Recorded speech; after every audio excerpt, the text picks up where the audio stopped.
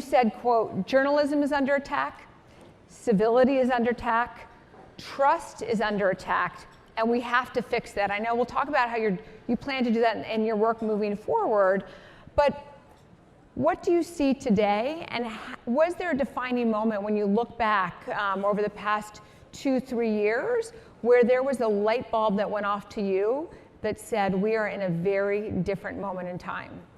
Well, thank you, Moira, and thank you to Forbes for having me here. Nice to say hello to all of you. Great to see you. Good morning. We are at an incredible time, I think a historic time. I've been a journalist now for over 20 years, a print journalist. I started off as, and then a broadcast journalist and reporter. And I've covered 6 presidential elections. I do think that the 2020 presidential election is the most consequential presidential election of our lifetime. There's a reason there are 24 Democrats running, including 6 women, the most diverse field ever running for president of the United States.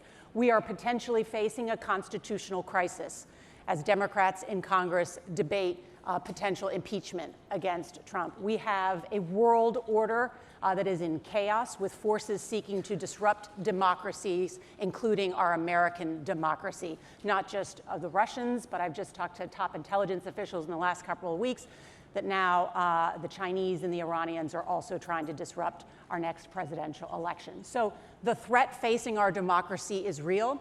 And as I take on this role as anchor and managing editor of the CBS Evening News, I'm humbled by it.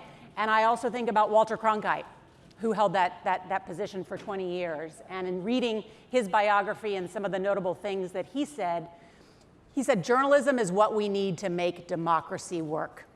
We need an informed electorate in order to make the right choices. We need trusted voices in media. We need independent sources in media, not false news, but real news.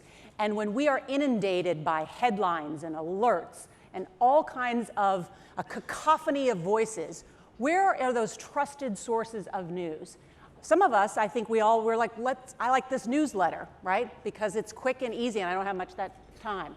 I think now the evening news becomes even more indispensable, because for 30 minutes, you should be able to tune in and find, whether it's on CBS or on CBSN at 10 o'clock at night when we broadcast it, or on your phone, the one place where you can find a trusted source of news.